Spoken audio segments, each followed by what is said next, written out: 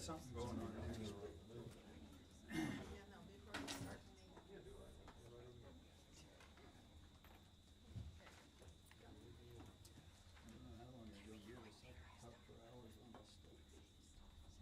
Maybe not hours.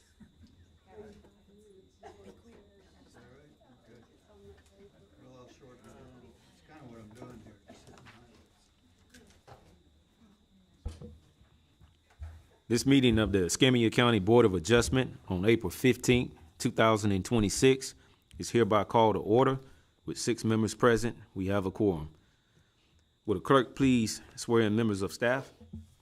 Please raise your right hand. Do you solemnly swear and affirm the testimony you're about to give will be the truth, the whole truth, and nothing but the truth, so help you God? I do. Members of the board, copies of staff's resumes have previously been provided and remain on file for reference. The board has previously recognized staff as expert witnesses. Does anyone have any questions regarding their qualifications and abilities to offer expert testimony? Seeing none. The BOA meeting package for April 15, 2026 with the development service staff findings of facts have previously been provided to the board members. The chair will now entertain a motion to accept the BOA meeting package into evidence. Do we have a motion? I make a motion. We have a motion by Susan. Do we have a second? A second. We have a second by Greg. All those in favor of the motion, please raise your right hand. All in favor? Motion passes. Let's see. Do we have proof of publication? Yes, sir. Did the publication meet all the legal requirements? Yes, sir. The chair will now entertain a motion to waive the reading of the legal advertisement. Do we have a motion? We have a motion by Travis. Second. We have a second by JC. All those in favor of the motion, please raise your right hand. Motion passes. All in favor. Members of the board, you have reviewed the minutes for the Board of Adjustment meeting held on March 18, 2026. Upon your review of the minutes, are there any additions, deletions, or corrections? The chair would, seeing none, the chair will now entertain a motion regarding the minutes for the Board of Adjustment meeting held on March 18th, 2026. Do we have a motion? Motion. We have a motion by Ross. Do we have a second? Second. We have a second by Susan. All those in favor of the motion, please raise your right hand. Motion passes. All in favor. The purpose of the Board of Adjustment and conduct of meeting. Ross, would you? Board of Adjustment hears administrative appeals, variances, and conditional use requests. Oh, I'm sorry. These hearings are quasi-judicial in nature. Quasi-judicial hearings are like evidentiary hearings in a court of law, however less formal. All public testimony will be taken under oath, and anyone testifying before the Board of Adjustment may be subject to cross-examination. All documents and exhibits that the BOA considers are entered into evidence and made part of the record. The giving of opinion testimony will be limited to experts, and closing arguments will be limited to the evidence in the record. After hearing the testimony and arguments for and against the proposed action, and before making its decision, the Board of Adjustment will consider the relevant testimony, the exhibits entered into evidence, and the applicable law. Because decisions of the BOA related to variances, conditional uses, and extensions of development order or site plan approval are final, unless overturned by a court of competent jurisdiction, the court may issue development orders and permits for properties in accordance with the decisions of the BOA. However, if applicant requests the issuance of any such order or permit, and such order or permit is issued, the applicant and not the county shall bear any risk that such decision may be set aside. The development order or permit may be revoked, or the development may be otherwise enjoined by the reviewing court.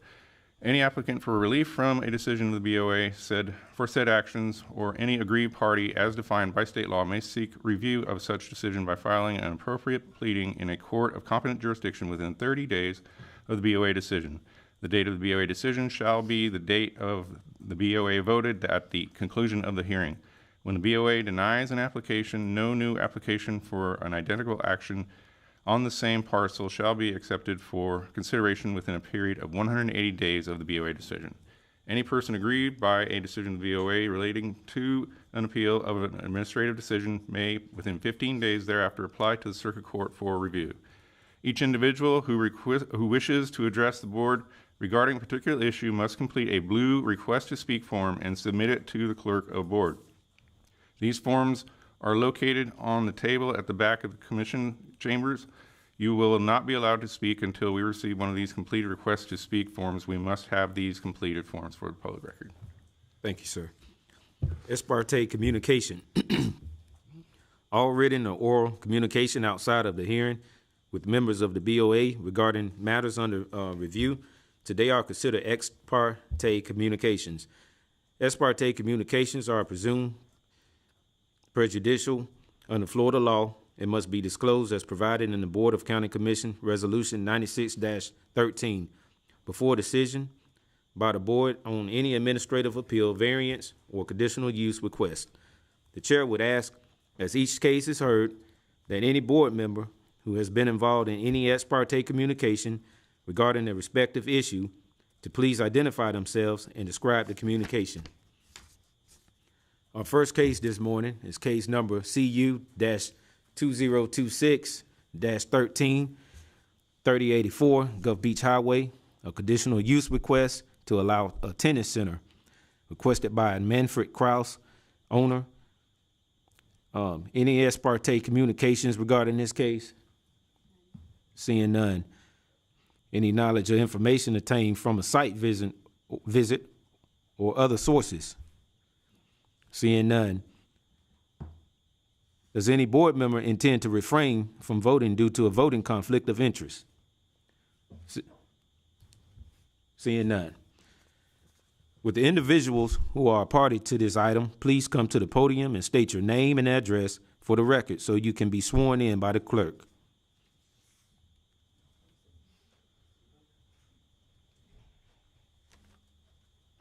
Please state your name and address. Manfred Kraus, 11425 Seaglade Drive. Please raise your right hand. Do you solemnly swear and affirm the testimony you're about to give will be the truth, the whole truth, and nothing but the truth, so help you God? I do. Thank you.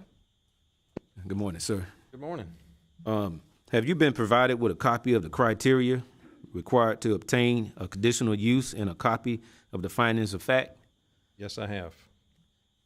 Do you understand that all the criteria must be met in order for the board to grant a conditional use? Yes. Okay, would you like to make a presentation, or would you like to hear from the staff first? I reviewed staff's findings, and they are outstanding. So if they want to present it, they can probably do a much better job than I could. Yes, sir. Staff? Absolutely.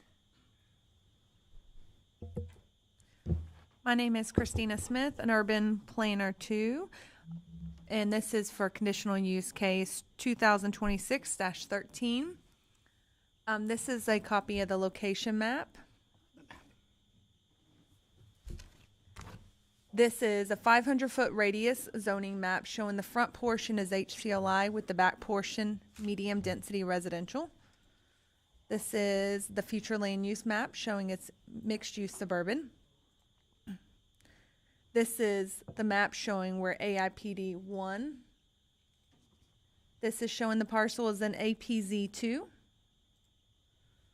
And this is a map showing the flood zones on the property. And this is a map showing the wetlands. And this is the aerial map of the property. This is the notice of the public hearing sign that was posted on the lot. This is looking north onto the site. This is looking northwest from Gulf Beach Highway. This is looking west along Gulf Beach Highway. This is looking southwest across Gulf Beach Highway from the site. And this is looking southeast across Gulf Beach Highway from the site. This is looking east along Gulf Beach Highway. And this is looking northeast from Gulf Beach Highway. And that concludes the photography. This is for conditional use 2026-13. The applicant is requesting conditional use approval to allow an outdoor tennis courts within the medium density residential zoning district. For criteria A, general compatibility, the proposed use can be compatible with adjacent uses in the area. The proposed outdoor tennis court facility must be developed and operated in a manner compatible with adjacent properties and the surrounding area. The subject property is situated along Gulf Beach Highway, a principal arterial roadway, and within a corridor that includes several commercial businesses and majority of residential uses. The front portion of the parcel is zoned HCLI, and the rear zoned medium density residential. The potential incompatible nature of the outdoor use of the property can be offset by landscape buffering, such as vegetation and sound-reducing walls that would decrease the potential for adverse off-site impacts to the surrounding neighborhood. Per Land Development Code buffering requirements, the proposed outdoor recreational development will require a 20-foot landscape buffer supplement with an opaque fence or wall along property lines that abut residential uses. The purpose of the LDC buffering requirements is to promote compatibility between adjoining land uses and ensure appropriate separation from nearby residential uses, therefore reducing or eliminating incompatibility between uses so that the long-term continuation of uses is not threatened by the impacts from the other use. The incorporation of the 20-foot landscape buffer will be confirmed during the county's development review process. Furthermore, the Board of Adjustments has the authority to attach conditions directly related to the use as the board may find necessary for satisfaction of the conditional use. For example, these conditions can include additional screening and buffering or hours of operation. The property is located within Airfield Planning Influence District 1 and Accident Potential Zone 2. Notification to airport or airfield officials is required for any properties that is within the designated airport planning district and is the subject of the application for Board of Adjustments approval. Per the NAS Pensacola Community Planning Liaison, the Navy has no objections to the proposed plan. Their comments include the following. Subject property is in Accident Potential Zone 2. The proposed conditional use of the property is considered compatible, although the recommended maximum building occupancy and outdoor public assembly should be limited to a minimum, a maximum of 50 people per acre. Low occupancy facilities are considered compatible. In APZ2, recreational activities have a maximum floor ratio of 0.22. Using the proposed site layout and stated building square footage, the conditional use is below the maximum. Aircraft flying in this area are departing from runway 1 and climbing to 1,500 feet. There is a potential for aircraft may fly over at 1,300 feet inbound to break the approach of runway 19. Subject property is in noise zone 1 and is considered compatible. Overflight noise will occur as is the primary departure and approach of runways 1/19, approximately 1 mile to the south. Criteria B, facilities and services. Potable water are available from Peoples Water and sewer is provided by Emerald Coast Utility Authority. Facilities and services are available and will be provided as needed for the proposed use. The connection to these services will be reviewed at the development review process. Criteria C, on-site circulation. Based on the submitted application, access to and from the site is provided via Gulf Beach Highway and has been approved by FDOT. The applicant has conducted a pre-application meeting with the county's Development Review Committee. All parking, access, and circulation will be thoroughly evaluated by county's transportation and traffic operation personnel prior to any development authorization. Criteria D, nuisance and hazards. The proposal includes the development of 4 tennis courts within the MDR, medium density residential zoning district. Each court will be enclosed by a 10-foot high chain link fence with integrated screening, intended to minimize visual impacts and assist in reducing noise transmission. Pursuant to the Land Development Code, noise levels generated by the proposed use shall not exceed the thresholds established in the LDC and the county noise ordinances. Additionally, potential impacts such as air pollutants, glare, vibrations, and other nuisance or hazards are regulated under the LDC and must be fully addressed in compliance with applicable standards. Given the limited scale and intensity of the proposed use, off-site nuisance or adverse impacts are not anticipated at this time. Criteria E, solid waste.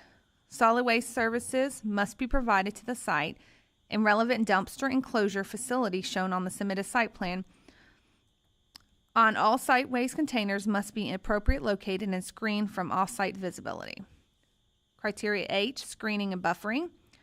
Per Land Development Code buffering requirements, this proposed outdoor recreational development will require 20-foot landscape buffering, supplement with an opaque fence or wall along property lines that abut residential uses.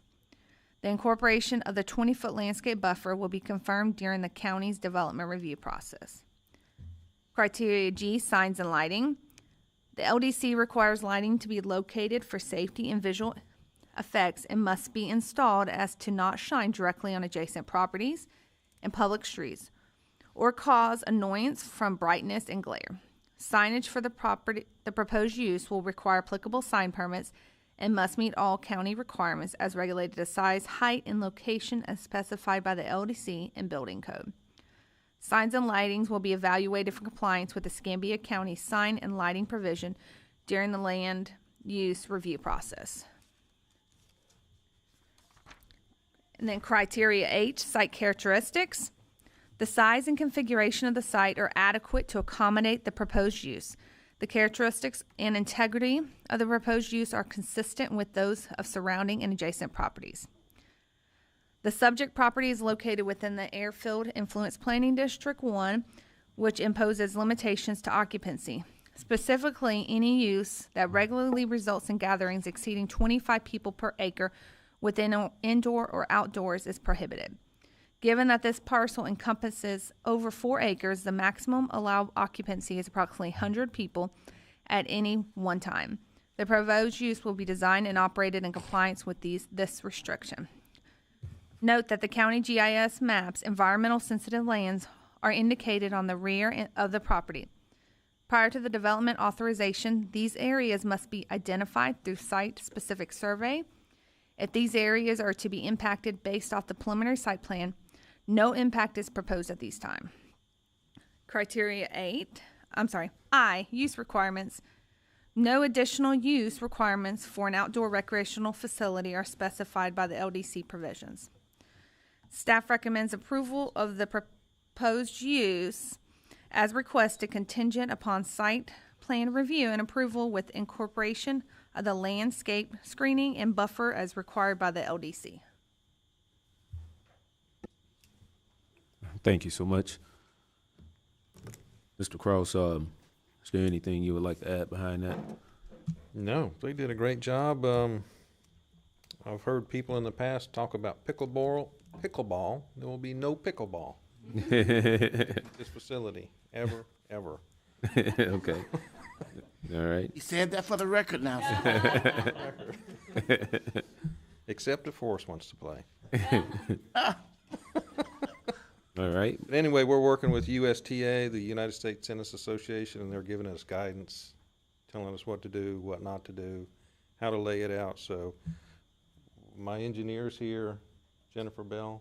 Absolutely. If you have any questions. Okay.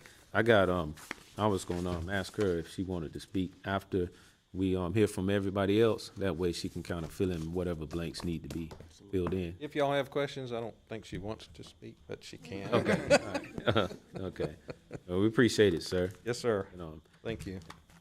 let's see. Just for the record, Miss Anna Zimmerman is here, and she is in favor of it. She does not wish to speak, correct? All right, thank you.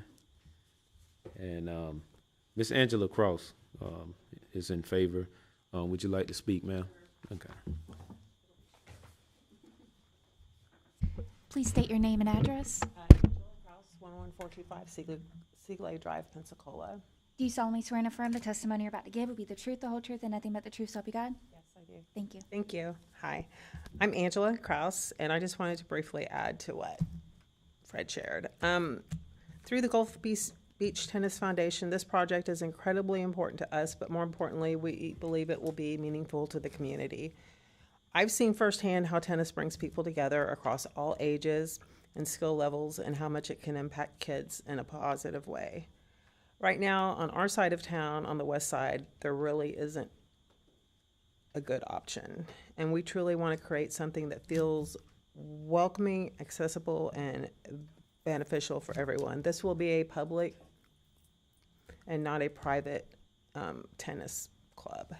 This isn't about exclusivity, it's about building a place where people can come, be active, connect, and feel like they belong. And we truly love the opportunity to bring something special like this to this side of the community.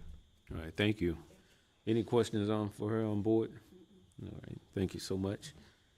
All right, Michelle Holland is our next speaker. State your name and address.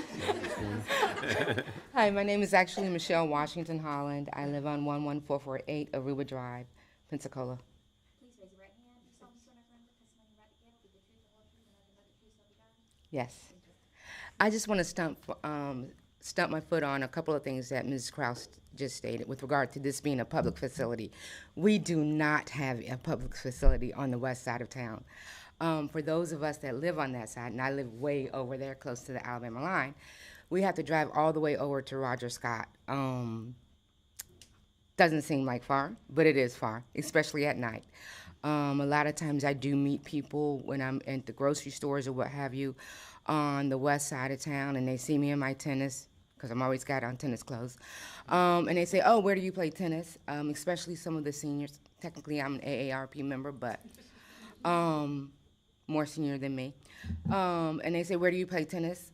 You know, where's the public courts at? And I said, well, Roger Scott.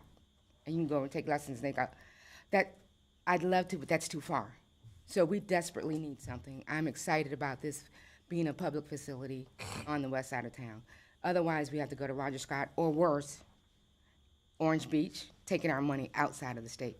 So I'm excited about that. And again, I just wanted to foot stomp on having a public facility on the west side of town. So that's it for me. Thank you. All right, thank you.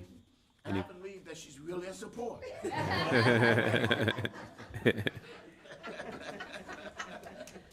All right, next we have Penelope Bradley that chooses not to speak but is in favor of it. All right, thank you so much. Next is Heather Sefton. That's in favor. Would you like to speak?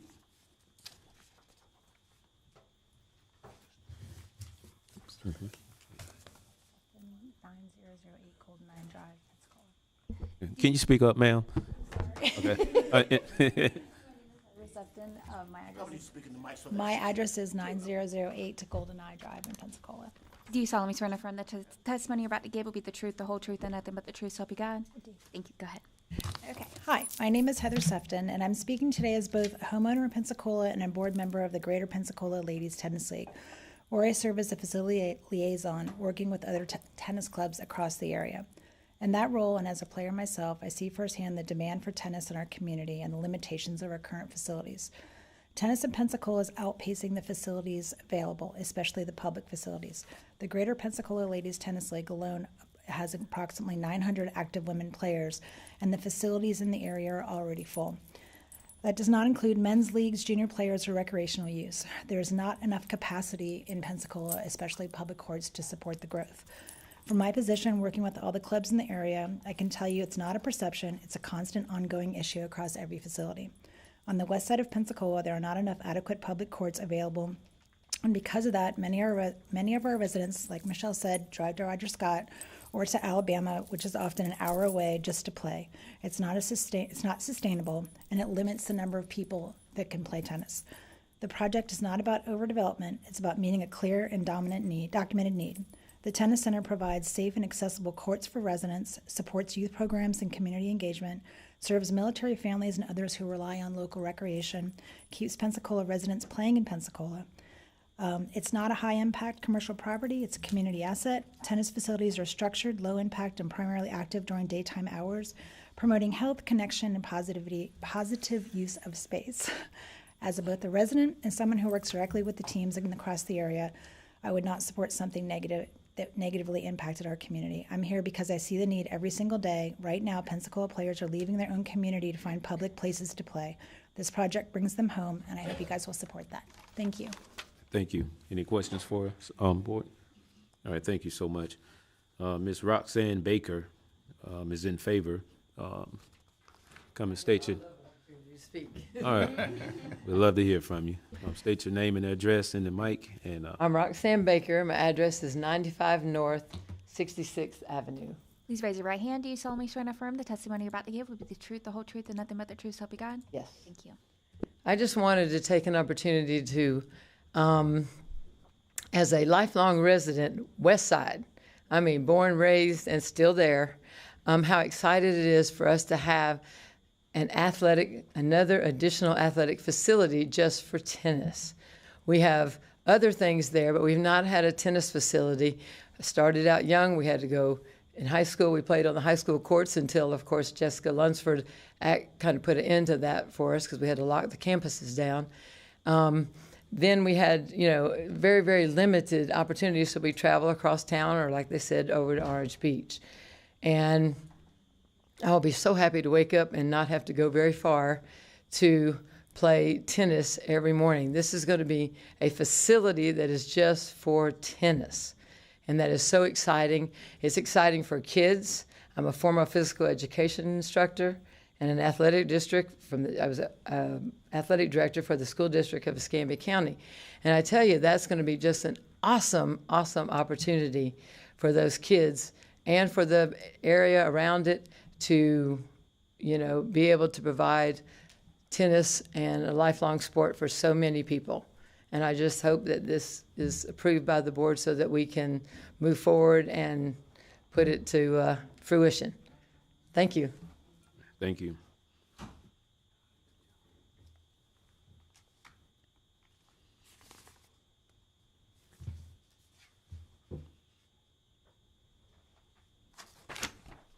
All right, next is Jennifer Bell. That's the engineer that's here for questions, if anybody had any board members. Okay, ma'am, if you could step up. Mr. Chairman, just so you know, Ms. Bell's been accepted by this board as an expert witness in the past. All right, thank you. Please state your name and address. Jennifer Bell, 2650 Tambridge Circle, Pensacola, 32503. Please raise your right hand. Do you solemnly swear and affirm that the testimony you're about to give will be the truth, the whole truth, and nothing but the truth, so help you God? I do. Thank you. Okay. Good morning. They said the courts are going to be back in the MDR part of the property, and the 4 courts, I guess, proposed. Right. My question is that enough courts? Because, 8 people can fill up 4 courts. If we got this big a demand for courts on that side of town, is there room to build more courts in the future if it's needed? We actually have proposed 2 courts in the HCLI district with an addition of 4 in the MDR portion. So there's going to be a total of 6 courts. Thank you. Any other questions, board? I have a question, but it's going to be for Michelle, actually, when we get to that point. I don't have any for Jennifer. Okay. Okay, all right. All right, is there anyone else that may have wanted to speak but didn't fill out a form yet?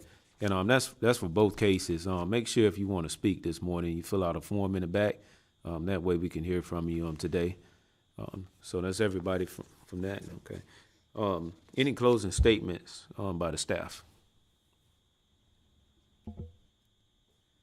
I don't have anything additional to add to it. All right, thank you. All right, Mr. Kraus, anything you would like to add to top it off? No, sir.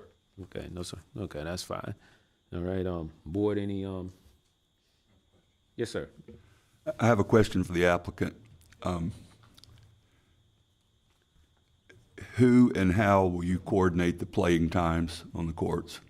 Who does that? Who will be in charge of that? In other words, will it be a first come, first served as far as people that are playing at any given point in time, or will someone coordinate the playing Yeah, time? there'll be a coordinator. We have league play that goes on mainly during the day, but we do have a coordinator and instructor that will be overseeing the whole operation. Okay, thank you. I have a question for you. What would the hours be? Yeah, the ladies usually start playing at 8, so we'd probably open up at 7. Okay. And then I'm guessing 8, 9 o'clock at night. Okay. And rarely would that happen, but that might be for folks playing or learning, getting lessons after work or whatever. It wouldn't be league play that that late in the evening that I would think of. Okay. I can't. I'm not the coordinator.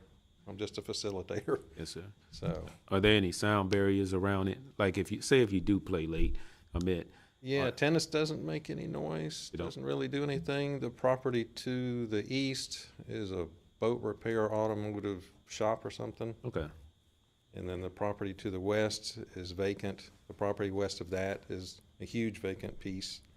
So the property behind us is swamp back 300 or 400 feet. So the most noise you'll ever hear from that area will be from Gulf Beach Highway, from the cars. Okay. Basically. And if I may, Mr. Willie, as Christina stated in her findings, because of the nature of its location within that accident potential zone, they automatically require certain sound with situational walls, and that was stated in the findings to help minimize some of the noise of the track, because that is an absolute requirement, and hopefully that can help offset even they say they make low noise, but if there is, can help offset some of that as well. Okay. It is required by the FREA accident potential zone. Yeah, we fence everything. Yes, sir. Basically. Okay. I say everything, but that's to keep the balls from going out and keep the wind from blowing through the courts and. Yes, sir. Yeah. Okay. Anything else, board, for Mr. Cross? JC? Just for Michelle. Okay. Okay. And that's it, Mr. All Cross. right. Thank you so much. Great. Thank you for your time. And JC has a question for Michelle. Michelle, thank you for coming. First of all, I think this is a great thing to do, but play a little devil's advocate here on the amount of max people. So just a couple of questions. At Roger Scott, so I'm not a tennis guy. Maybe I need to be, but how many tennis courts are there at Roger Scott? I don't know the full number, but Roger Scott has clay and hard courts. 28. 28, okay. Well, then I don't know if you can answer the next question. I'm trying to figure out how many max people do you see at a time, but with 28 courts versus, the 4 here. Well, it's going to be 6, right? It's going to be 6 courts. Or So- 6, I'm sorry. I'm trying to get a feel of what are the max kind of people you would see at Roger Scott over 6 tennis courts? Well, I think for 6 tennis courts, it's probably going to be about, 24, something like that. Okay, perfect. Thank you. Right. That's it. And if I may just provide some clarification, you can please help me as well. It's my understanding that Roger Scott, that is a public, that's maintained and operated, basically a city Pensacola facility. Yes. This is it's open for the public, but it's going to be maintained privately, conducted privately, supervised, privately maintained, and operated. So therefore that may be a distinguishing on the amount of people that will be coming. All right, thank you so much. All right. If there's no more questions from the board, staff, no more statements or no more statements from Mr. Cross. The chair will now entertain a motion regarding item CU-2026-13. And with your motion, please state whether or not you adopt the staff's findings of facts as presented by staff. If for any reason you do not accept staff's findings, please go through all the criteria and address each one specifically as why you do not concur with the staff's findings and provide substitute findings. Do we have a motion? I'll make a motion that we accept staff's findings and move to approve the vote. I second. Okay, we have a motion by Travis and a second by Ross. All right, all in favor, raise your right hand. Motion passes with all in favor. All right, our next case is case number CU-2026. Okay, as y'all exit, make sure you exit quietly as we continue on. That's case number CU-2026-14-10122. Nell Avenue. Is it a Nell or Nelly? It's Nell? Nell. Nell, okay. Nell Avenue, a conditional use request to allow a telecommunications tower within 500 feet of residential use, requested by Harris Corey and Peter Corey of MC Pensacola LLC and Stephen R. Moorhead and Madison Leonard of Moorhead Law Group, agents for Tyne owner. I hope I didn't mess that up. Any ex parte communications regarding this case, board? All right, seeing none. Any knowledge or information obtained from a site visit or other sources? Seeing none. Any board member intends to refrain from voting due to a voting conflict of interest? I do. Ross. Yep. Just for the record here, I just want to know I'm friends with one of the people that's filled out the blue card. Hey, Janice. So I figured since we've got a full house here, it'd probably be best for me to refrain from voting. Someone that's speaking. She's not going to speak. She's elected not to speak, but she's filled out a blue card. And she's a friend of yours? Yes.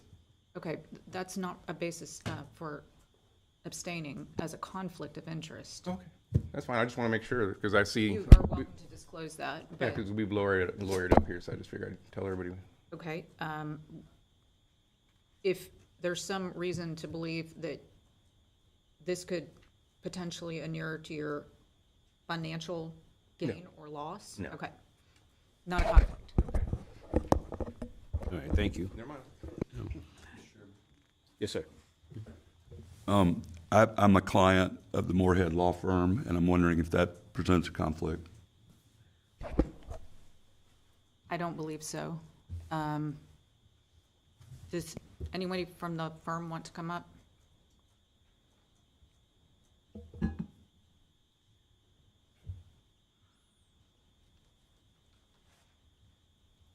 Morning, board members. Trip Maygarden, 127 Palafox Place, Suite 200, Pensacola, Florida, 32502. I believe the matter in connection with which we represent Mr. Hodges is completely unrelated. We don't perceive it as a conflict, but certainly we defer to the board in that regard. Okay. I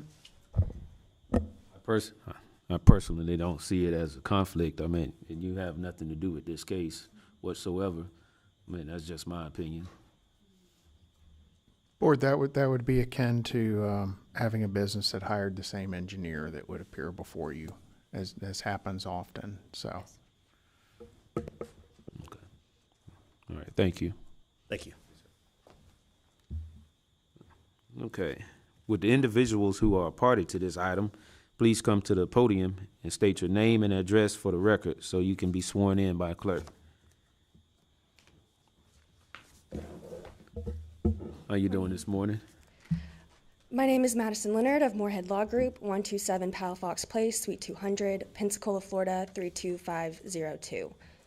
As an attorney. Yes, Ms. Leonard doesn't need to be sworn in. She's an attorney. Same with Mr. Maygarden, should he wish to speak. Okay.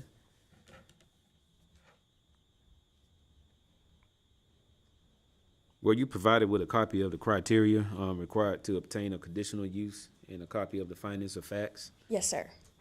Do you understand all the criteria that must be met in order for the board to grant a conditional use? I do. All right. Okay, would you like to make a presentation? I would like to make a brief presentation first and then defer to county staff to present their comments. Yes, ma'am. Like I said, my name is Madison Leonard of Moorhead Law Group. Trip Maygarden of the firm is also present. Our client is MC Pensacola LLC. and Harris Corey is present on behalf of MC Pensacola. Mr. Corey and I are designated as agents for the owner of the property subject to this conditional use request, located at 10122 Nell Avenue. The applicant seeks conditional use approval to allow a 150-foot telecommunications tower within 500 feet of residential use on the subject property, which is zoned commercial with a mixed-use suburban future land use. I'll be explaining how the proposed use meets all conditional use criteria, and then I will call on Mr. Corey to supplement specific criteria with further details. The first criterion is general compatibility, and I'd like to request that county staff present the location, zoning, and future land use maps included in the case file. Good morning, board and everyone here. My name is Melissa Shirley.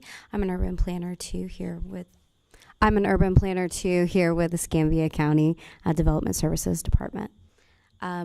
This first image here is the location map. This is the zoning radius map from the location there in the center in blue. This is the future land use of the surrounding areas. The subject is there in blue. This is showing that this is in the AIPD2 overlay. This is showing the flood elevation here. Again, the subject is in blue. This is just a general aerial map of the subject property. This one shows the subject in red. Thank you. So the proposed use can be conducted and operated in a manner that is compatible with adjacent properties and other properties in the immediate area. As shown on the location, zoning, and future land use maps just presented, the subject property and surrounding parcels are zoned commercial, with a mix of single-family, multifamily, and mixed commercial uses. County staff found the tower as proposed is compatible with neighboring uses. The next criterion is facilities and services. There is minimal demand on public services for the proposed tower. Utility connections will be reviewed at the county's development review stage.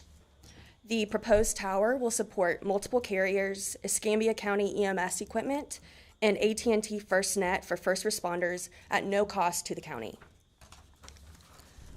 The next criterion is on-site circulation. There will be sufficient ingress to and egress from the site. The proposed ingress and egress to the site is via a driveway connection to Nell Avenue with a turnaround for maintenance. As stated in staff's findings, specific connections will be reviewed during the county's development review stage. The next criterion is nuisances and hazards. The tower will not cause unreasonable nuisances or hazards. County staff found that telecommunications towers do not generate unreasonable noise, glare, dust, smoke, odor, vibration, or electrical interference and should not impact surrounding uses. Generator use on the proposed site is expected to be limited and code compliant. Next is solid waste. Solid waste will not be produced on site. However, if on-site solid waste containers are required by the county, the applicant will ensure that such containers meet the level of services required by the proposed use. Next is screening and buffering, and I'd like to request that county staff present the photo included in the case file as an example of the proposed design of the tower.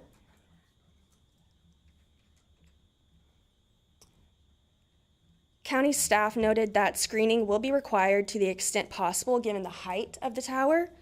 The project design includes a 5-foot landscape buffer where feasible, preservation of existing live oaks, and a perimeter wooden fence with brick pillars.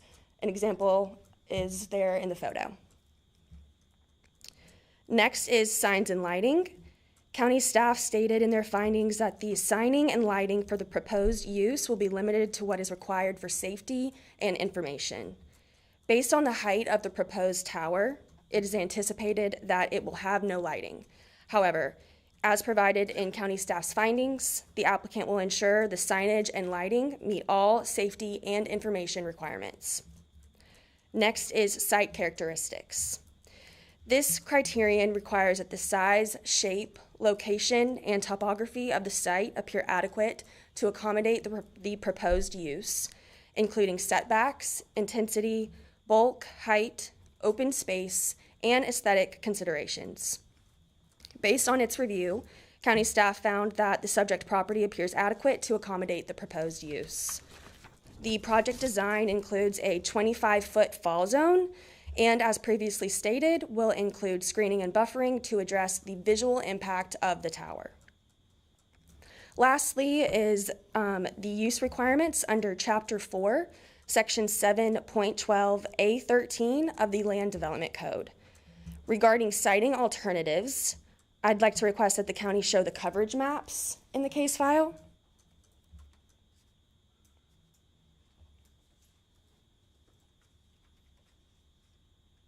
Thank you. As you can see, the coverage maps submitted by the applicant demonstrate a significant service gap in the area. And in just a moment, Mr. Corey will elaborate on the search for alternative sites for the proposed tower. Regarding environmentally sensitive lands, there are no wetlands or protected habitats impacted by the proposed tower. As stated in county staff's findings, there are 6 protected live oaks on the site that will be evaluated by environmental staff during the site review. Any adverse impacts will be mitigated by the applicant pursuant to the Land Development Code.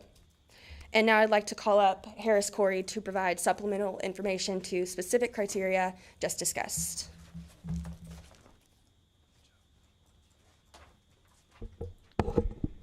My name's Harris Corey. I live at 490 Carewood Lane, Atlanta, Georgia, 30342.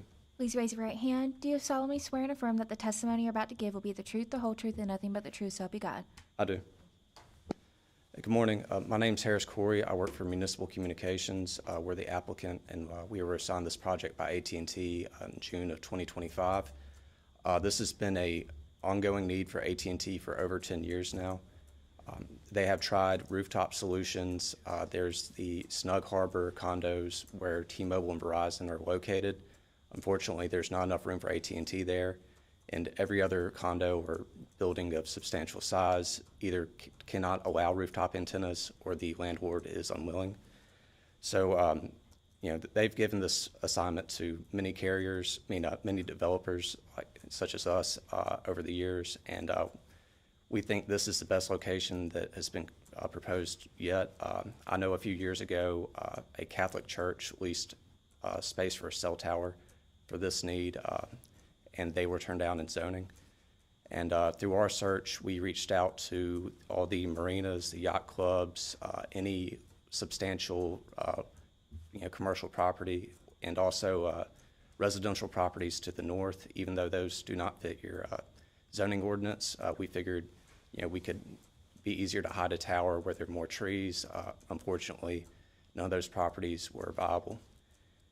I'd also like to talk about our the FirstNet program. It's AT&T's nationwide first responders network. It's available to police, fire, search and rescue, doctors, government officials, and it's there just to, in case of an emergency, it allows seamless communication, which can save lives. And also, as Madison stated, we're proposing a wooden fence with brick pillars and also landscaping buffer. We're open to any suggestions here. We think the design we proposed is the best looking that we could come up with, but if y'all have any suggestions, we're happy to, take on any thoughts on that, and, because we care about the aesthetic nature of the project.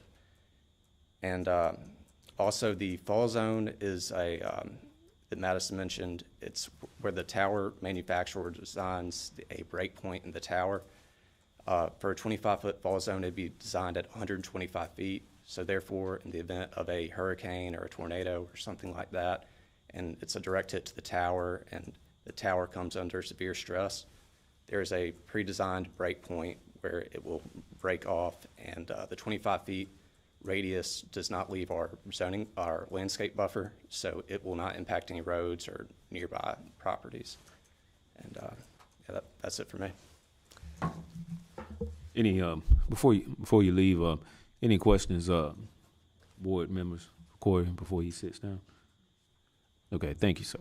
Mr. Chairman, if I could, I'd like to give you a little bit of local clarification Yes, sir. on some of that, just maybe answer some of the questions ahead of time. Holy Spirit Catholic Church down to the west of here did come and meet with us. Someone wanted to put a tower there because they've identified a need in that area. But that entire property is zoned medium density residential. There was simply no way that zoning would allow for it. This property and its surrounding area are all commercial. And while it is in an AIPD 2, that is the least restrictive of the zones around the base, it's a planning tool, basically a notification requirement for folks that, hey, you're going to hear aircraft. The two towers, condo towers nearby, do have antennas on top. One of our requirements for new towers is to provide co-location. We do not do so with a building or a water tower, something like that may have antennas on it. But this will have that co-location requirement, and they have provided for that in the plan submitted. Okay. And Corey, I know those towers go under inspection, quite often. That fence, is that part of the regular inspection and stuff like that? To make sure that fence, even though it's a wood fence with, with brick columns and all that, I mean, is that fence part of the inspection process? So we would, I think that falls just to us to meet y'all's requirements on having a fence there to keep people out of the lease area for the carriers, for their ground equipment and all that. So, yeah, it's, yeah, it would be, yes. Okay. And I see Horace, he shook his head. Yes, it would be too. If it is approved, during the site plan review process, and with our site plan review, that'll be on the site plan, the details of that, and during the site inspection approval process with Drew and everybody, with his team, to go out there and inspect it and make sure it is built according to those standards and the appearance and everything.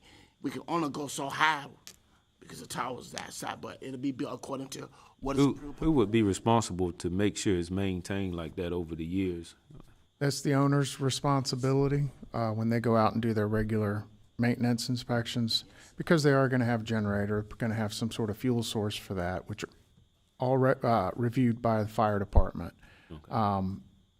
They're going to have to keep up with their access road to get in there, because you're going to have heavier stuff than could drive across just the dirt. So they're going to have some sort of semi-impervious surface.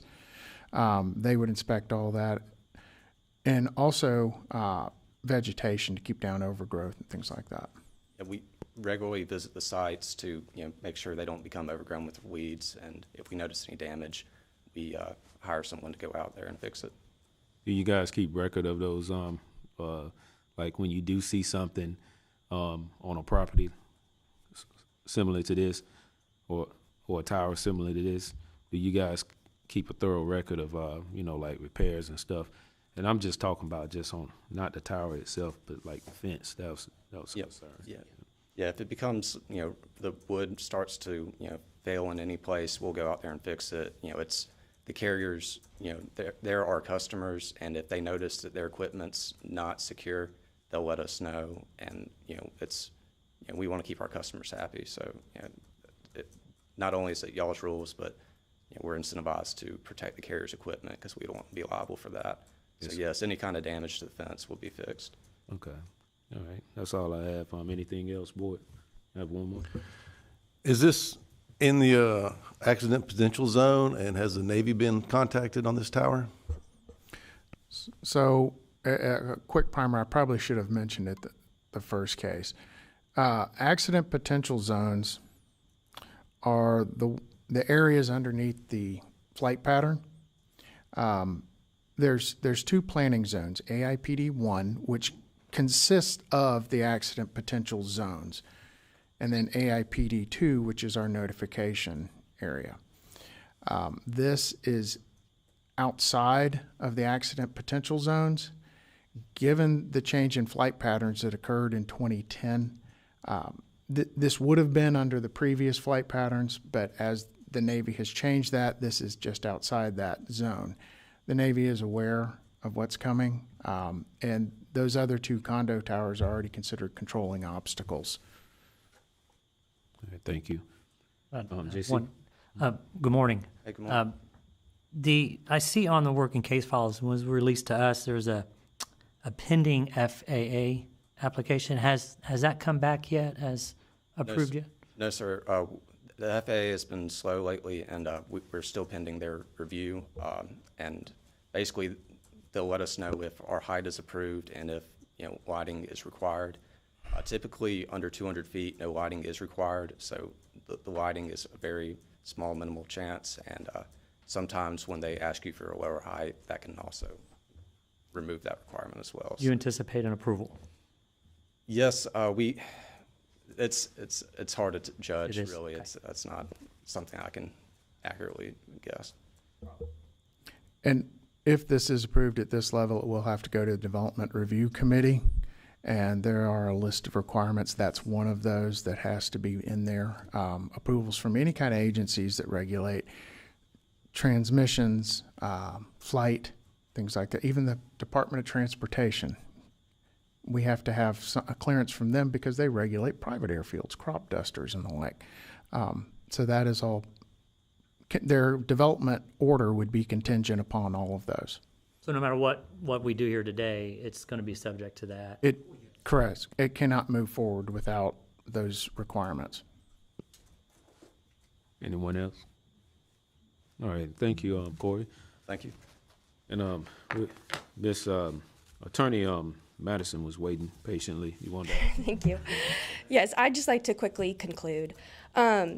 In addition to meeting the conditional use criteria, the proposed tower will provide benefits to the community as the tower's support for FirstNet and county EMS enhances emergency response. And the proposed tower will address documented coverage deficiencies and support both residential and commercial users in the area. I'd also like to note, like Mr. Homer just stated, the approval of the conditional use as submitted is strictly land use approval and will move the project forward into the development review process. The applicant understands that additional requirements will have to be met throughout the county site review. County staff has recommended the approval of the proposed use as requested. Staff findings support compatibility, adequacy of facilities, appropriate ingress and egress, absence of unreasonable nuisances, need-based siting with coverage maps, and environmental review and mitigation as necessary. The proposed conditional use complies with the Land Development Code, meets all 9 conditional use criteria, is supported by staff's findings, and is backed by competent, substantial evidence in the record. Under the Land Development Code, when the board finds from the record that the applicant has presented competent, substantial evidence proving the required conditions, the board shall grant a conditional use, unless the board finds from the evidence presented that granting the conditional use will be adverse to the public interest.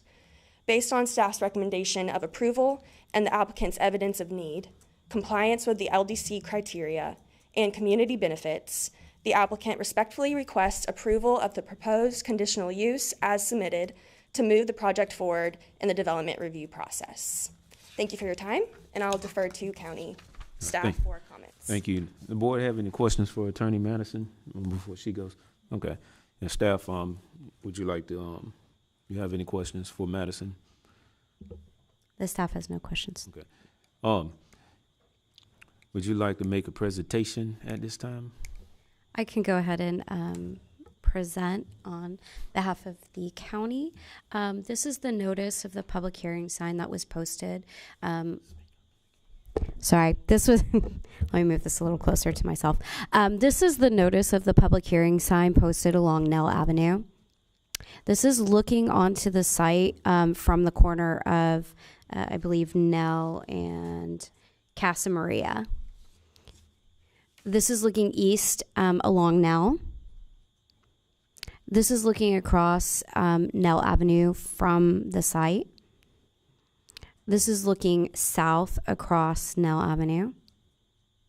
This is the notice that was posted on Casa Maria Lane. This is looking along Casa Maria Lane.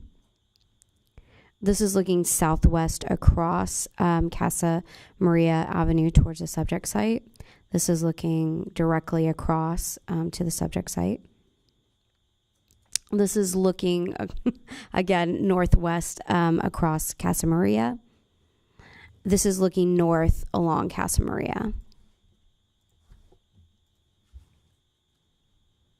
Okay, so the request is that the applicant is seeking conditional use approval to allow for a 150-foot telecommunications tower within 500 feet of a residential use. The relevant authority is the Land Development Code Section 4-7.12 telecommunications towers.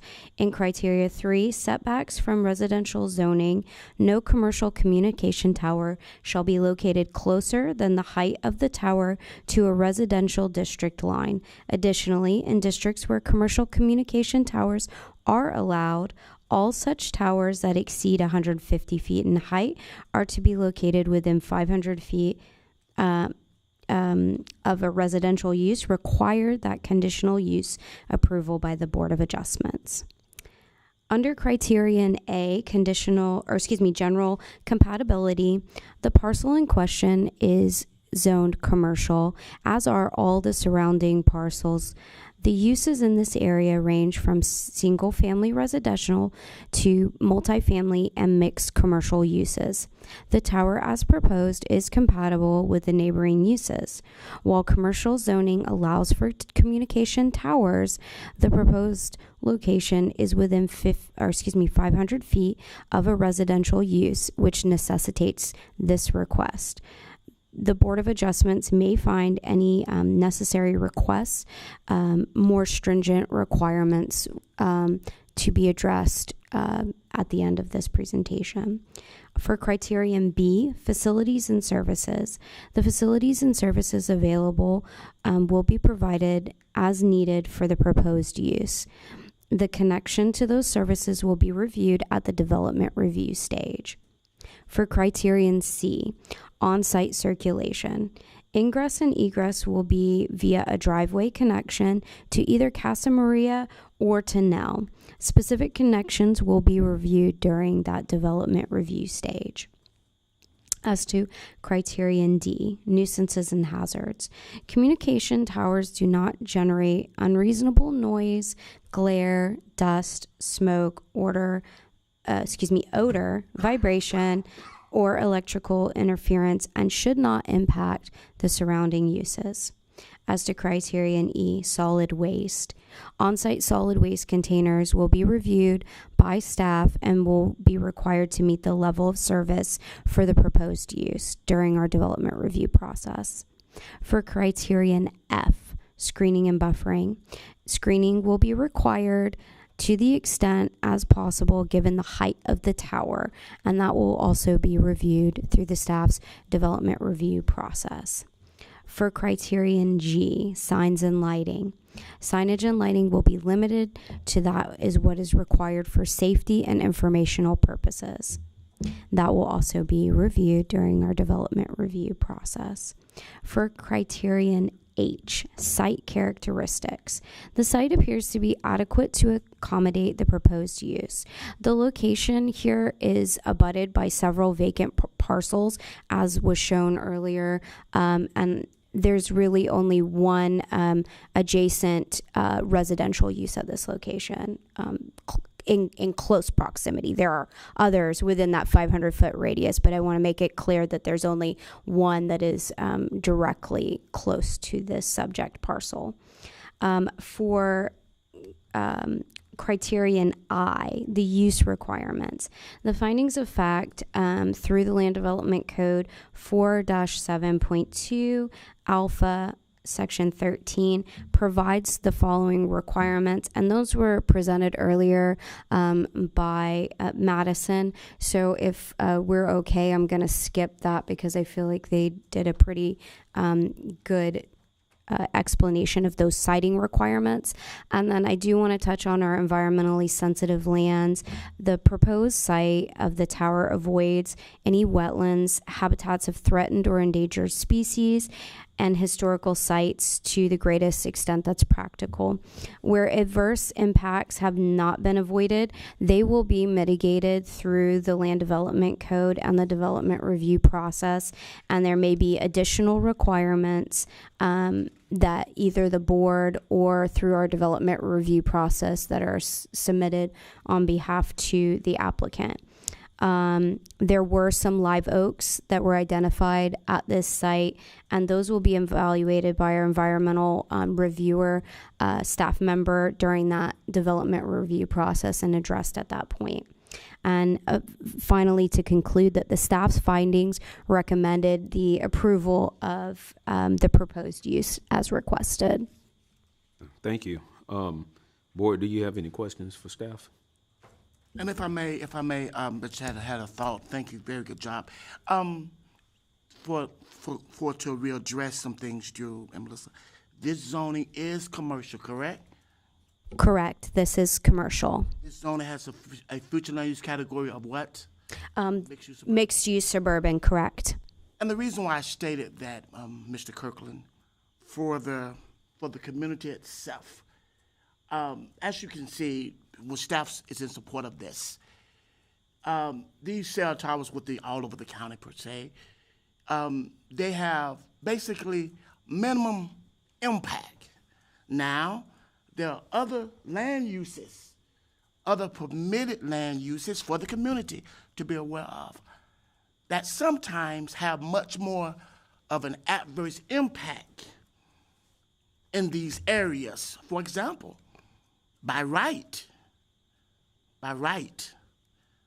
apartments can go in this area on that piece of land, which has the tendency to bring more adverse impact for the educated public.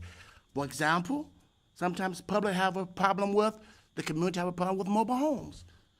For example, mobile homes can go on this site by right. So, and the reason why I brought this up to provide education from the public that staff is in support of this because of the low impact to the adjacent and surrounding properties. And with the, you got a company who's taking a piece of property out of those type of uses that may not have much more of an adverse impact on that area than what you think. Taking a look at all of the allowable uses, or permitted uses, that has the potential to go on this site without question, and that may sort of make you want to say, because all those uses that are permitted by right without any notification, especially when it comes to residential, can come on this site without any notification to the public. May I add to Mr. Horace, the closest, most residential use to this cell tower is a mobile home. So just to defer back to what he said, that it is permitted by right that if an applicant was to own this parcel and come in, density also would be considered here. This parcel, for example, may allow for multiple mobile homes based off of our criteria that we would review if an applicant was to come in, up to possibly 4 mobile homes on this site if they met all the staff's criteria. And I stated that because, of course, we cannot discriminate against people's mobile homes, but many times people have that concern, not trying to discriminate or put down mobile homes, but many times we get phone calls all of the time. So just all of those other uses that has the potential to go there without question, apartments, sometimes people have concern about that in the area. So just think about something with a lower impact than something that with a higher impact and all of the other things that are associated with that type of use coming into that area. All right, thank you. Any questions on board? Okay, we have some speakers that we going to hear from this morning. The first one is David Humphreys. As you come to the podium speakers, make sure you state your name and address and get sworn in and speak into the mic. Okay, thank you very much. Thank you. David Humphreys, 10099 Nell Avenue. Please raise your right hand. Do you solemnly swear and affirm the testimony you're about to give will be the truth, the whole truth, and nothing but the truth, so help you God? I do. And I will be brief, and I'm going to first initially just take almost an issue with what was just said. It's not just really not an issue. I don't disagree. Yes, sir. But I will also say this. A cell phone tower will almost guarantee that nice single-family dwellings will not be built adjacent to it. And if anything is, it will be some of those elements that you say we might not want, in all likelihood. And I would also suggest that there are probably 2 other single-family dwellings down Nell Avenue within the 500-foot radius. Yes, sir. I was just the most direct, closest. That was what, and that is what I did state. I live in a 70-unit condominium that is maybe 450 feet away. I stepped it off yesterday. I stepped off 160 yards. That's not very accurate measurement because it was my steps. But we're a 70-unit condominium that is relatively close. Within probably 200 or 300 yards, there's probably another, in addition to the one already mentioned, another 15 to 18 housing units, be it a single family, quadplex, whatever. So there's multiple housing units in fairly close proximity. I would ask you to deny the request for a few reasons. Most are obvious. First of all, you cannot make, even though the picture looked good, you cannot make a communication tower attractive. I don't want to look out my window and see a tower, and that's exactly what I would see looking out of my office window. So that's a selfish thing on my part, but I don't want to.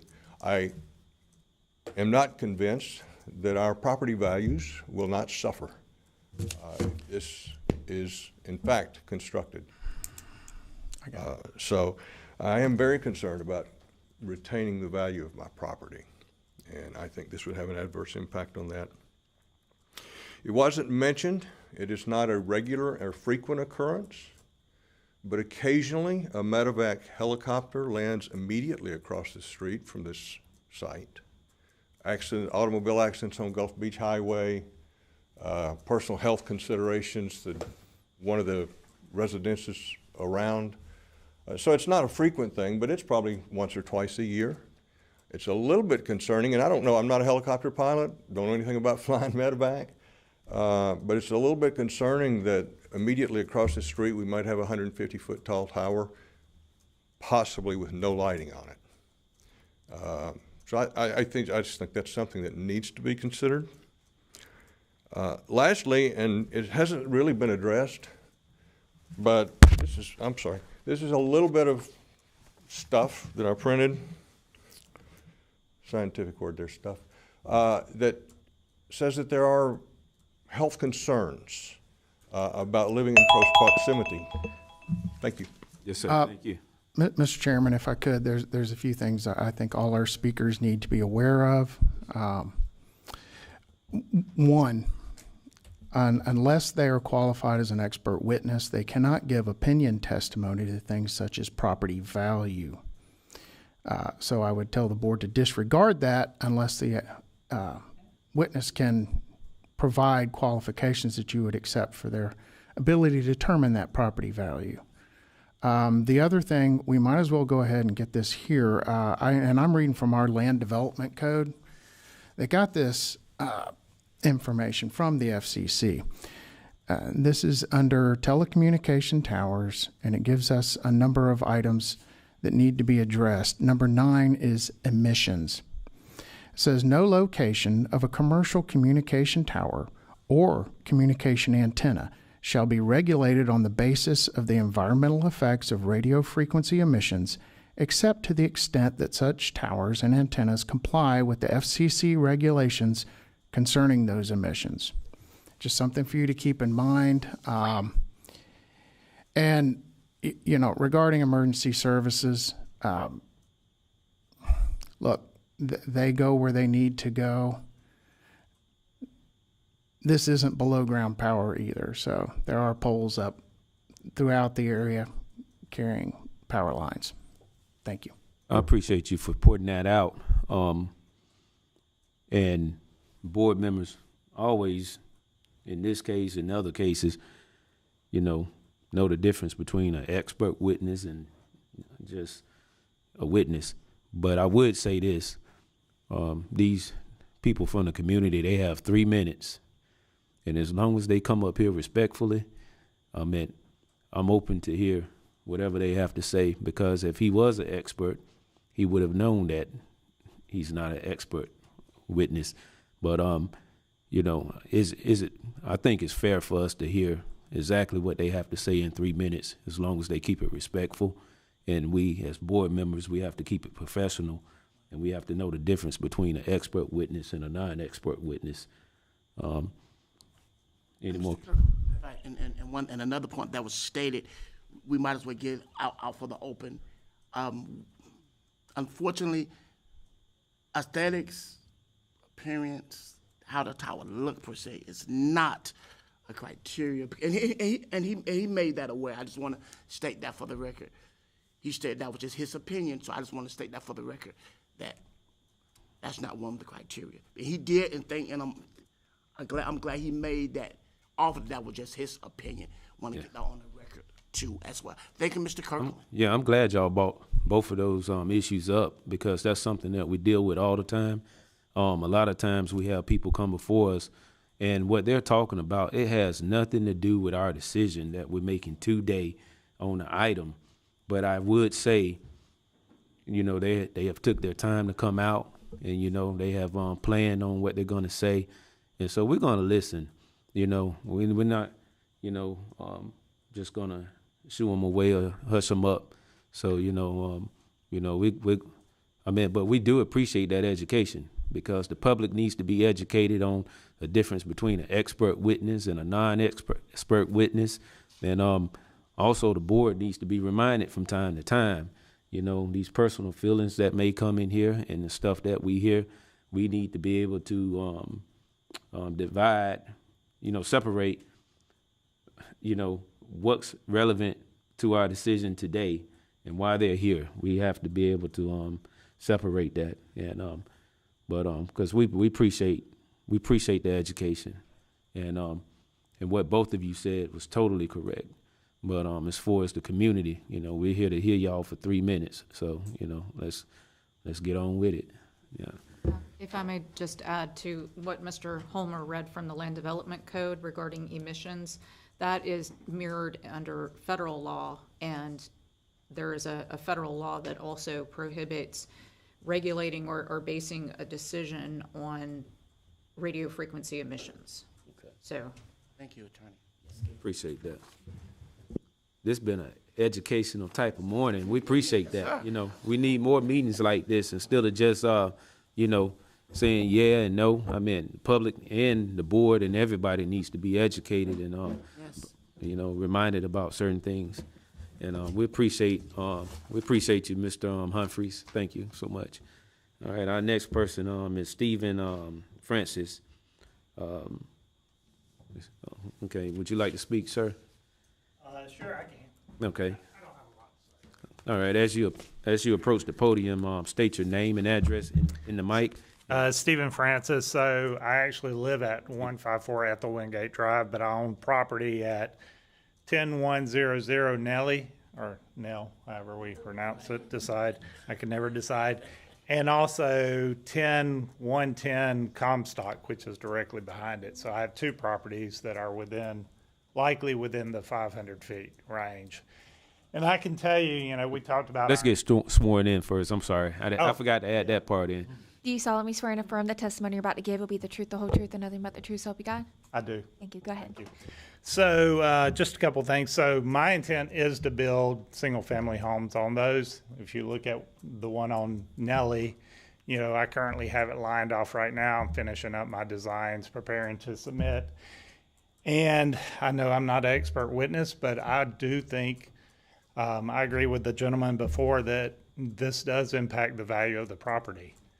And so considering that I have two properties within that zone, I think it's definitely a negative or potential negative impact. And I would say to the one gentleman who said, you know, we've looked at all other options, have they looked at South Loop Road, which is, you know, tends to be, is very much more rural looking, wooded area that is not nearly as populated as this area for a cell tower. In my opinion, that would be a much better option than this area.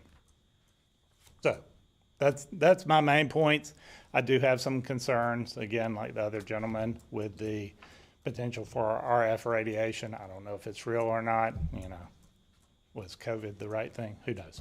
You know, so, you know, you can look at a lot of things on the internet and find studies out there that support it. Some are negative, some are positive. So, but the stigma is there with other people when you do sell properties or you do own properties, that those type things still impact value.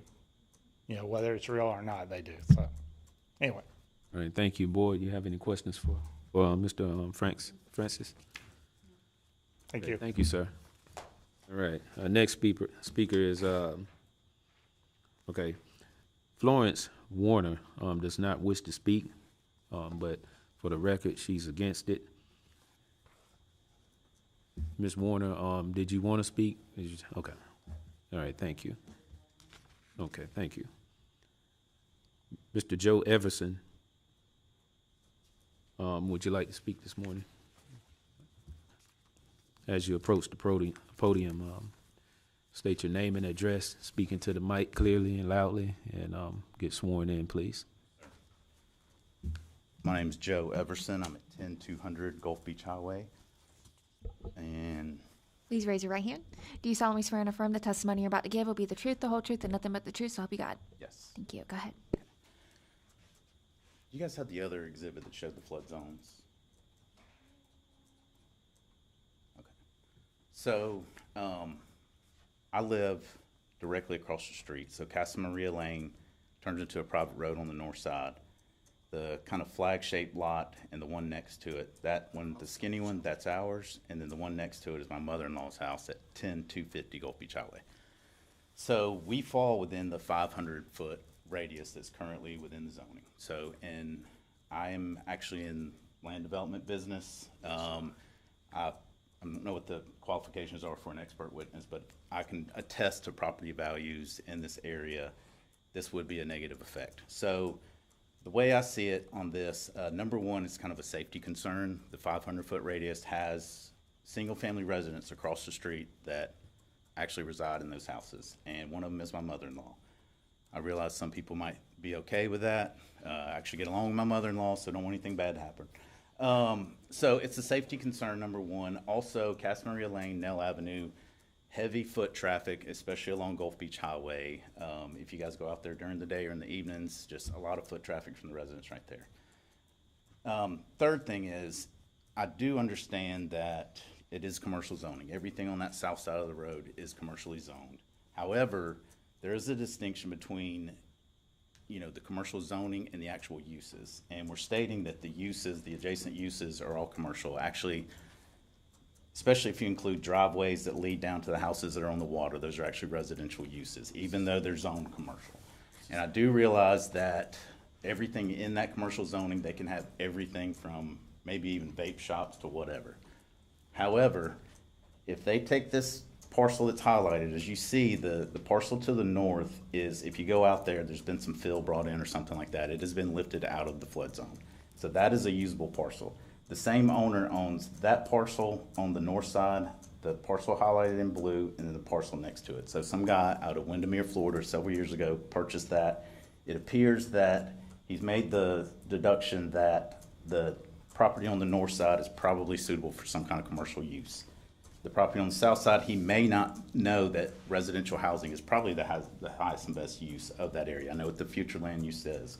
But if they do put a commercial tower there, number one, it's kind of a safety concern, especially with, there's really no blocking the winds coming from the south. And that thing ended up in my front yard. I know it's got a 100-foot break thing or whatever, but I mean, we were there for Hurricane Sally. There was no joke. a lot of stuff is hurricane rated and it still wound up in our front yard.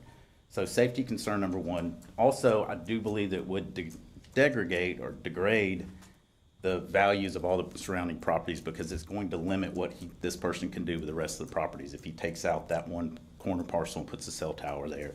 The gentlemen in here that own residential properties will not be able to develop their residential properties. So. All right, thank you, sir. Board have any questions for Mr. Everson? I just wanted to clarify, this witness was not qualified as an expert? Correct. So the witness was testifying as a lay witness, correct? That's correct, because he even checked out that no for accepted by the board as an expert. So Okay. he's not an expert witness today. Correct. Okay, thank you, sir.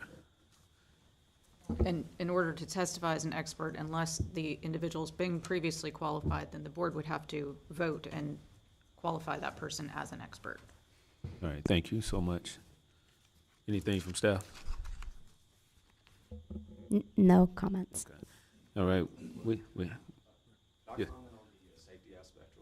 Yes, sir. We got we have 3 more blue sheets. Do you want to go afterwards in case it's something else that's left, or? It's just something real quick about the foundation of the tower. Yes, sir. That's fine. You go. Yes, sir. So here's a picture of a tower foundation, a pad pier design. It's a 25 by 25 foot concrete pad with reinforced by rebar, and then that is then covered up with 6 feet of dirt for the entire pad. The tower is anchored into this by 9 foot long anchor bolts. They're usually about 20 to 30 of those. So the towers don't just fall over like a tree. So the design break point's at 125 feet. So there's no way the tower's going to jump out of the ground and like hit a house or anything like that. That's just not how these things are designed. It's going to be the most structurally sound structure in the area, maybe besides the condominiums. I just wanted to get, All right, thank you. Yes, sir. Any questions concerning that, board? All right, thank you so much. Next, we have Jim Weatherton. As you approach the podium, state your name and address and get sworn in by staff. My name's Jim Weatherington. I live at 10099 Nell or Nellie Avenue. Please raise your right hand. Do you solemnly swear and affirm the testimony you're about to give will be the truth, the whole truth, and nothing but the truth, so help you God? I do. Thank you. Go ahead. So in considering the installation of a tower such as this, there are 4 considerations that come immediately to mind. One of them, of course, is zoning. We've talked about this commercially zoned area. No argument about that, but actually since Hurricane 2000 in 2004, I believe that was Ivan, there's been nothing but private homes built.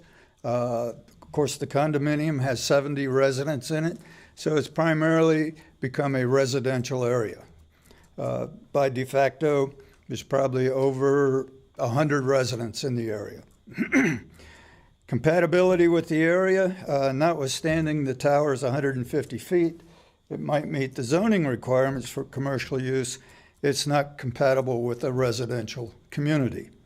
The visual clutter from the tower in private home developments, private parks, housing developments is just not aesthetically compatible, and it certainly doesn't meet or not architecturally it's not compatible with the area.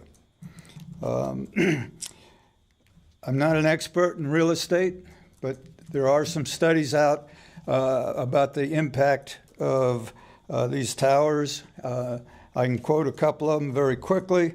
Colorado study from the University of Colorado, I should say, in 2022, towers within 500 feet, or housing within 500 feet of a tower sold for 2 to 7% less than similar houses in the area, taking up to 13% longer to consummate a sale. National Institute of Science, Law, and Public Policy did a study. 94% of buyers said they would not buy near a tower. and 79% of realtors have said that it has a negative impact on the value of the property. If I may interrupt quickly, and I'm Sir, I beg sir. your pardon. Oh, We have a court reporter here. yes, sir. I just want to state for the record that we're going to object to the consideration of this sort of testimony. It's not in the record. It can't be cross-examined. And I don't see how it's competent, substantial evidence within the meaning of what you have to consider here today. This is some study he's got no personal knowledge of whatsoever. Sir, but We could have cross-examined the author of that study. sir, I know you're an attorney, but we understand that he's not an expert witness, but he does have 3 minutes, and I feel like he from the community, he has a right to come up here. I mean, that don't mean we're. Let me tell you something. Sorry, Sir. I agree with you wholeheartedly. I just Yeah. got to say that for the record. Yes, sir. I appreciate it, but Boyd, just keep in mind he's not an expert witness, but he is using his 3 minutes that he has sat here and waited for. And for the record also, from the staff's perspective, in a situation like this, if these studies were to be submitted, we would want to review that and would reserve the right to object as well before it's presented to the board. Okay. And the reason why these things are absolutely critical, thank you, Mr. Maycorn, thank you, Drew, because these things has the tendency to go up before litigation. And what is going before litigation is the written record. And with Ms. Huell and with these attorneys, preserving the record is very, very important, because there have been tendency in the past, prior to you, Mr. Kirkland, where there were some decisions that were made that were not according to. They didn't take the advisement of an excellent attorney, and so therefore there was some litigation that was not favorable.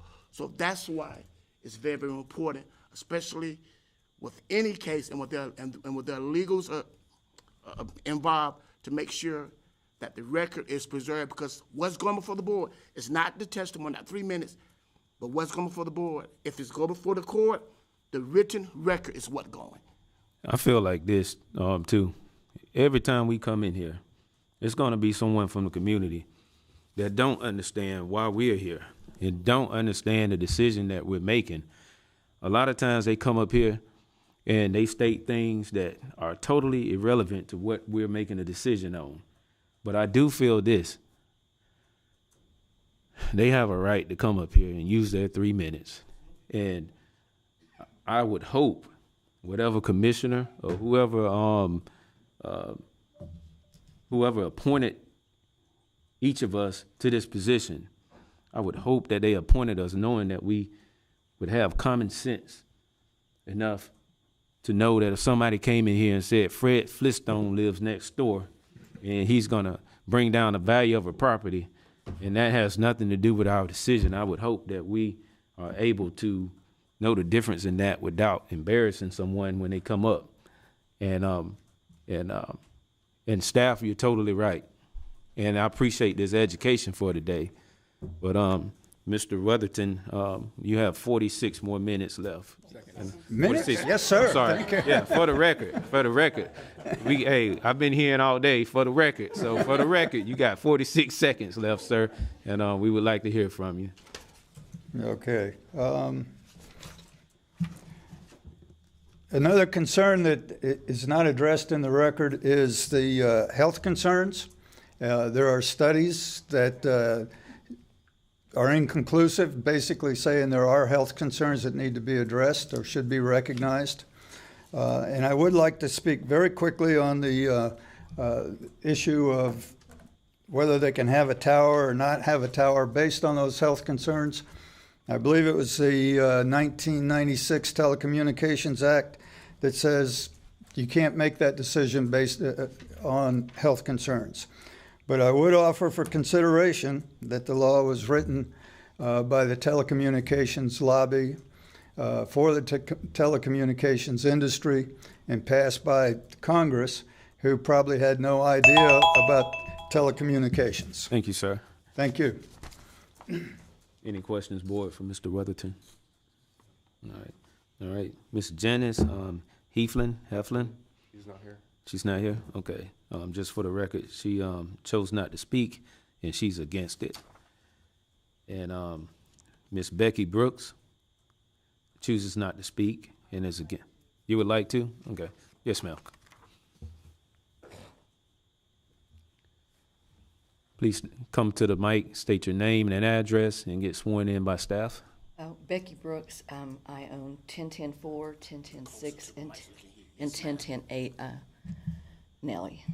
Please raise your right hand. Do you solemnly swear and affirm the testimony you're about to give will be the truth, the whole truth, and nothing but the truth, so help you God? I do. Thank you. Go ahead.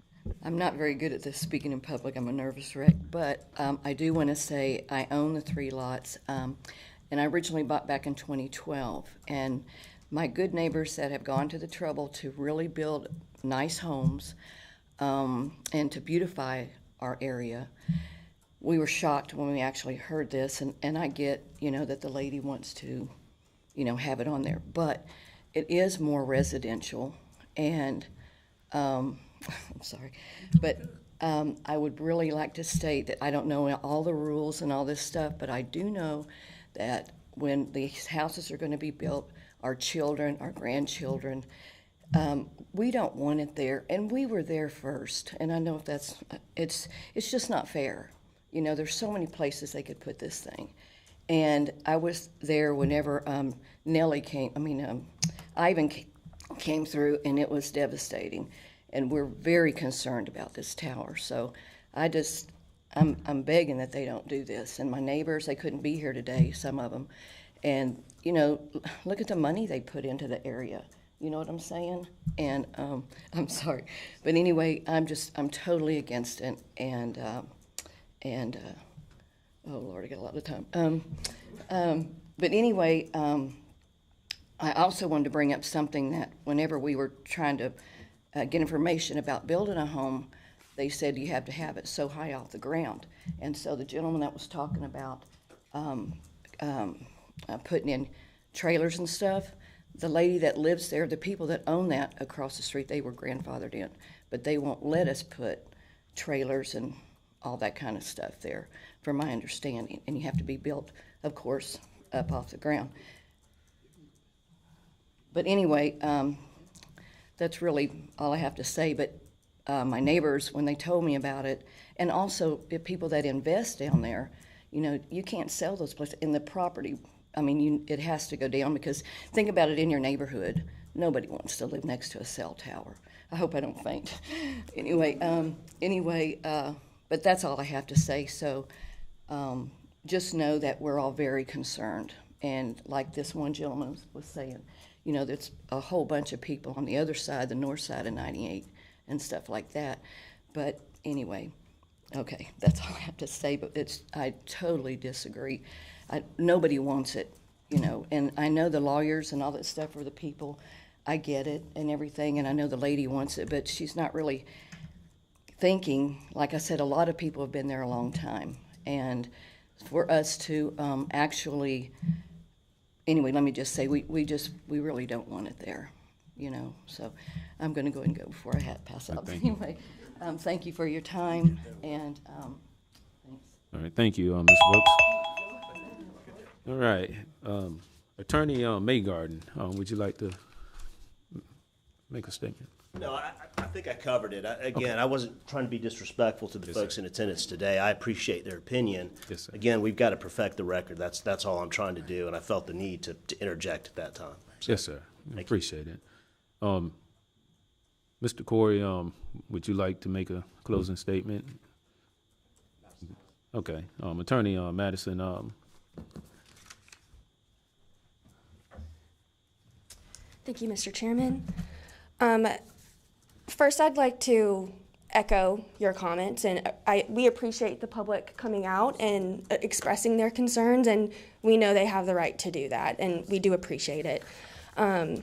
There were a lot of comments about proximity to residential uses, the visual impact of the tower, property values. So I'd like to address kind of everything that was brought up. I believe Mr. Humphreys, Mr. Everson, and Mr. Wetherington all brought up the proximity to residential uses. I'd like to remind the board that this property is zoned commercial, as are surrounding parcels. The conditional use is required solely because of proximity to residential use and the height of the tower, not because the tower is prohibited on this property. The Land Development Code expressly anticipates approval of towers near residential uses through this conditional use process. County staff has already found that the use is compatible. Regarding the visual impact and aesthetics of the tower, the design of the proposed tower includes a landscaping buffer and decorative fencing to address the visual impact of the project. The existing live oaks on the site will be preserved. There is no evidence in the record that concludes that the proposed tower causes unreasonable visual impacts. Subjective opinions regarding the aesthetics of the proposed tower cannot overcome staff's findings. Compatibility is determined by objective criteria, which have all been satisfied by competent, substantial evidence. Regarding property values, I believe all of the public opinions addressed the property values, and the county staff also addressed that anyone giving their opinion regarding a property value would be lay opinion unless already sworn in as an expert. So again, any claims of reduced property values would need to be supported by appraisal data, comparable market studies, or expert testimony.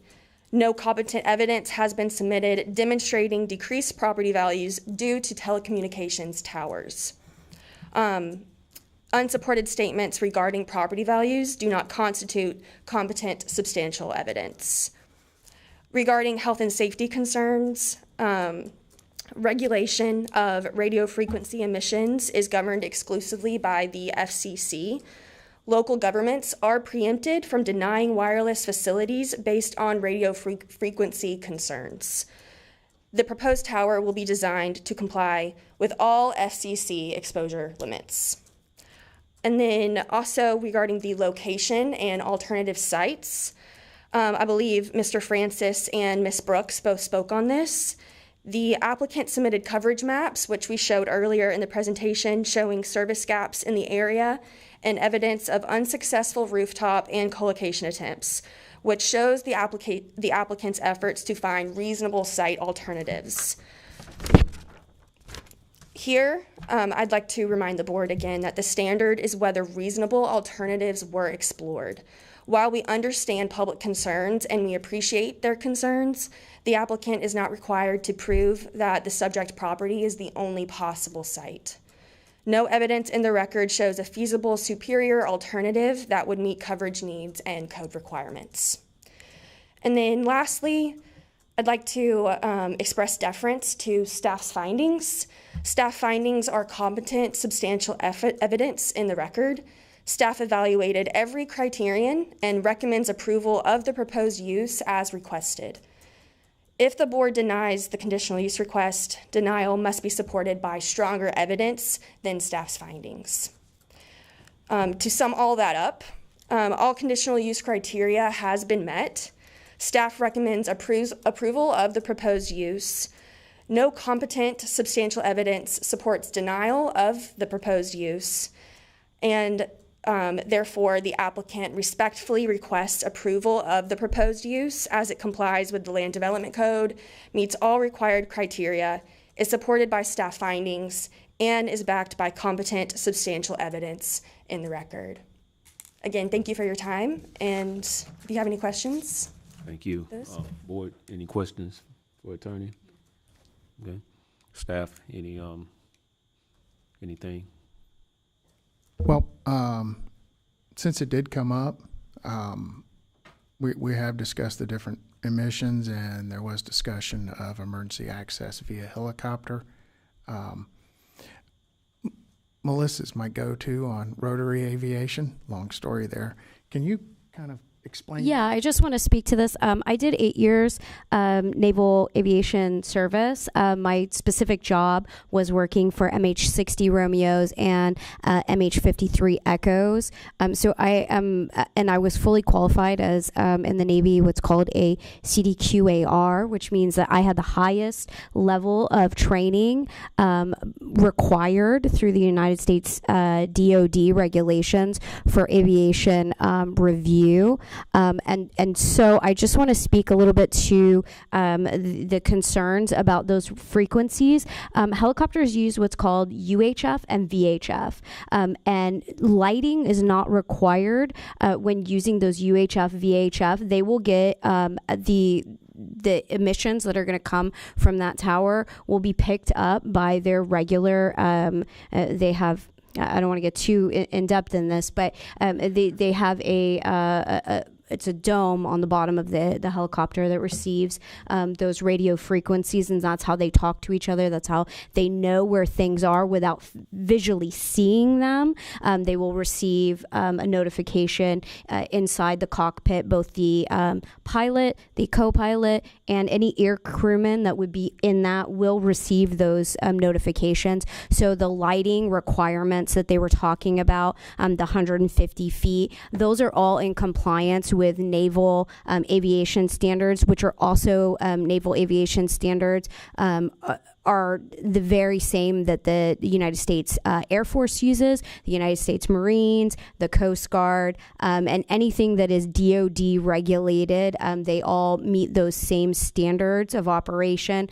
So not being able to speak to private helicopters that are flown for medical emergency missions, but anything that is DoD that would be here in the area would only require those UHF, VHF frequencies. And again, just to speak to if they need to land in that area, there would be no substantial evidence to support that they would not know that that tower is there, or that that would be any kind of barrier to them being able to reach a location in that area safely.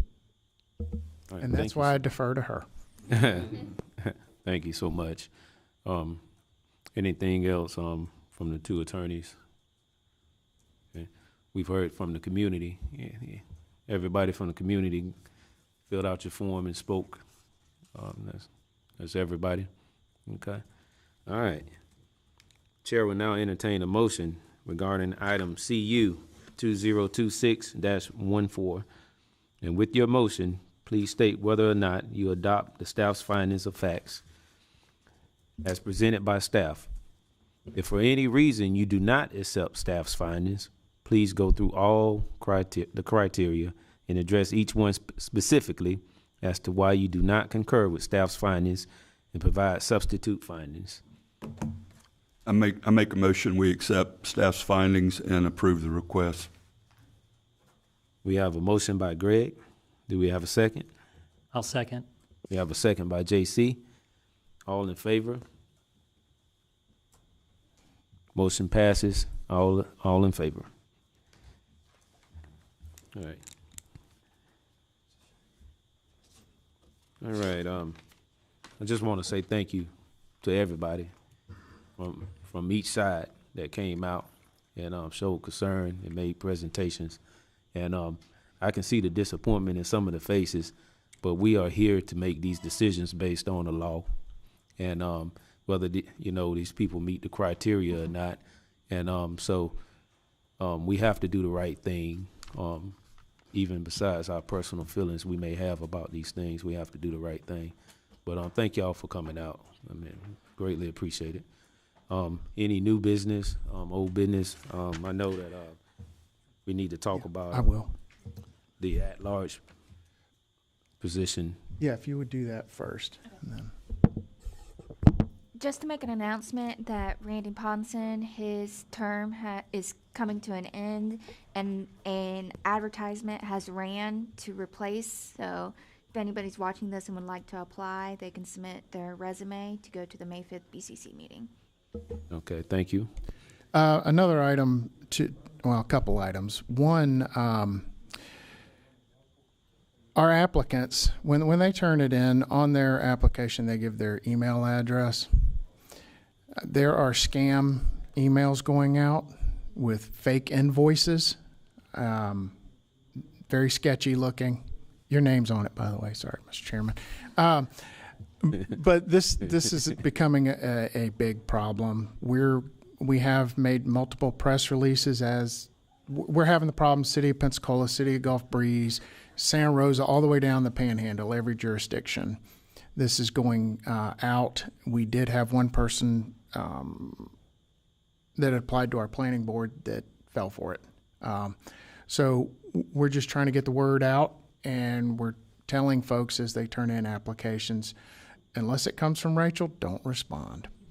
And the other thing, we did have a number of citizen concerns, and I do tell citizens when I talk to them, if they want to come talk to the board,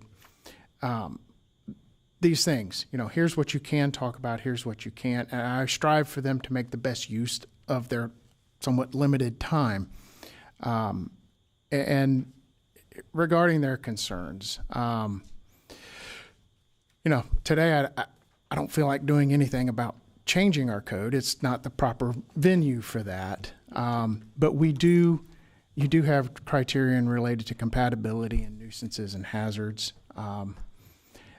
Our code simply doesn't address some of these issues with aesthetics or interfering with a view. I mean, I don't want to have to tell people don't fall in love with a view you don't own. Yeah, it's kind of hard to work its way that, and I appreciate your accommodation for the speakers. So, thank you. You're welcome. Sometimes we, especially on days when there's way more speakers in here, sometimes we hear the same things over and over, and sometimes they don't even, they're not even, they have nothing to do with why we're here and what decision we're making. But I do feel like we do have to be patient and we do have to be respectful, because a lot of times the public, they feel that they're not heard. They feel like nobody wants to listen, and they feel like it's a waste of time when they come, because they pour their hearts out, and they're not expert witnesses, and they feel like if they do come, it's going to make a difference. Sometimes it does, because sometimes it makes sense, and sometimes they may bring out something that staff may have missed. But when it don't, you can see the disappointment. But that's why I try to remind people that, hey, we're here to make decisions based on them meeting the requirements and following the law. And we have to do the right thing.